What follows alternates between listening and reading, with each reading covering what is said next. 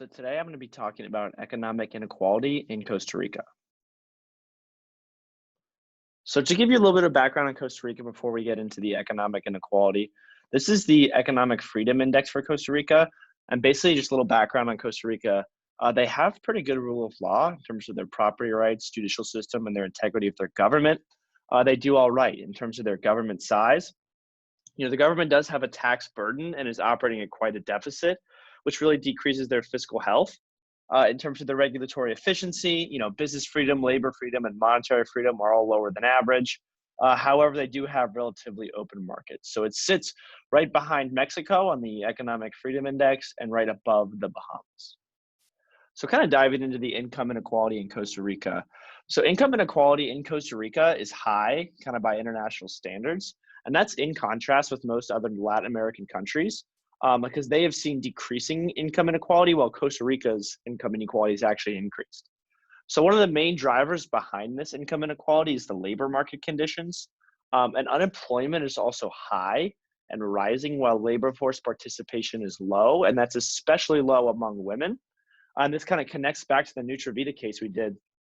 If you remember, the women were struggling kind of to find full-time work and they were taking on part-time work with Nutravita. So that just kind of goes to show, women are especially kind of underrepresented within the labor force. So what's the issue? And as I touched on earlier, income inequality is rising, there in Costa Rica, while other Latin American countries' income inequality is decreasing. In fact, in 2015, the average disposable income of the top 10% richest households was 32 times higher than that of the poorest 10%, and that's up 27 times from 27 times in 2010. So this is the Gini coefficient, and basically what the Gini coefficient is in economics. It's a measure of basically the statistical dispersion, kind of the wealth distribution of a nation. And it's most commonly used to measure income inequality within a nation. If you can see here on the right, the blue line would represent kind of perfect equality, where everyone takes home the same amount of money in the workforce, and the Gini coefficient would be 0. And that red line, the Lorenz curve, kind of represents varying degrees of income inequality within a country. So 1 being bad and 0 being perfect. Costa Rica scores a 0.49. And that's 50% above the OECD, or the Organization for Economic Cooperation and Development's average of 0.32. So obviously they have quite a bit of income inequality in the country. But the economy is growing. As you can see here on this evolution of the average income. The blue line represents the GDP growth per capita in US dollars, while the red represents the national income growth per capita. So as you can see, kind of even before, prior to 1960, kind of income in general in Costa Rica has been growing. So, the economy has been expanding. Kind of the problem there is that it's not expanding equally, which I'll get into in the next few slides. So here's just something to consider. Some experts blame inequality, in Costa Rica on an economic model that favors certain sectors of the economy, such as exports and tourism. And this is really at the expense of the poor. A lot of these less lucrative work sectors are disproportionately represented by minorities and other marginalized groups, and that's according to economist Gabriela Mata.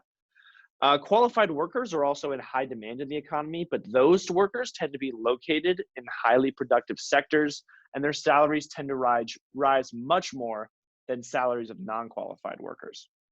And the UNDP, which is the United Nations Development Program, estimates that guaranteeing the minimum wage for all these workers would reduce the national poverty rate by 4.4% in Costa Rica. So that's something to consider.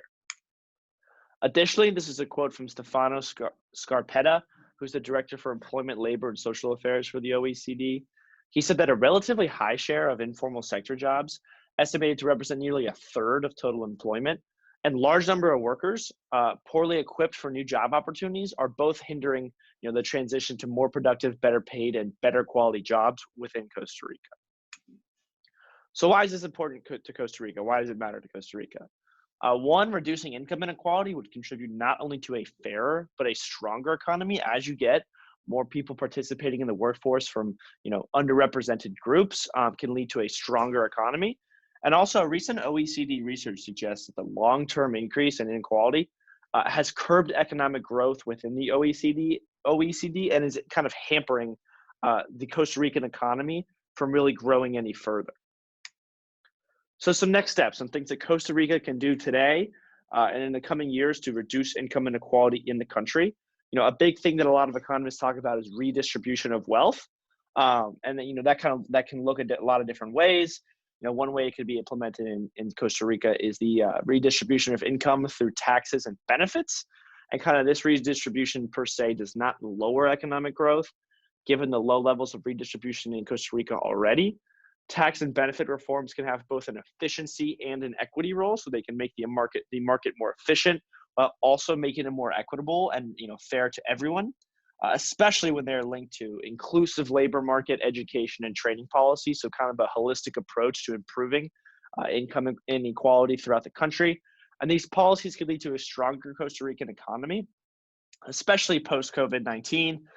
As the country emerges from kind of looking at the new global economy. If some of these, redistribution and kind of these other ideas were implemented, they could have a much stronger economy going forward. So thank you all for watching, and I'll briefly touch on the works cited.